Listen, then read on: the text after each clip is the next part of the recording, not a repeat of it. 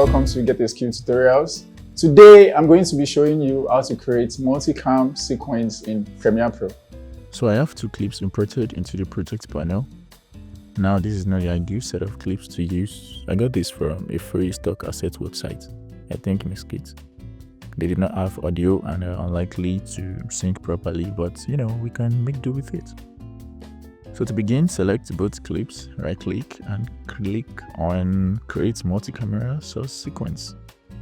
Over here we have several synchronization options. I'll just leave it as it is. We can rename the sequence, let's say Tech Girl. Now make sure camera 1 and most especially enumerate cameras is toggled. Then click OK. So a multi-cam sequence has been automatically created. You can see this sequence that looks perfectly stacked on sync, which looks somewhat different from the regular sequence.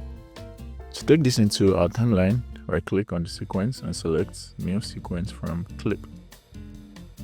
Now you're probably wondering, where are my clips? Well, they're right inside the nest. Now, the reason why we enabled enumerate cameras before is so we can switch between both cameras by simply clicking numbers 1 and 2 while we play back, like so. In order to view the clips side by side, click on this toggle multi-camera view button that looks like a window.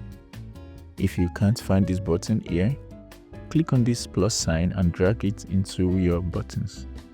Another important tool is this red button. You can add it via the same dragging process.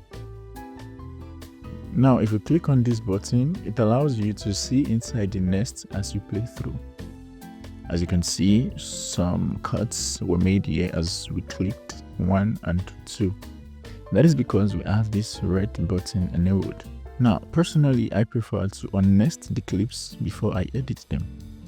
You can do that by clicking on the audio track and double clicking on your mouse. Now, before you begin to cut your clips, make sure V1 and V2, meaning track 1 and 2 over here, are enabled.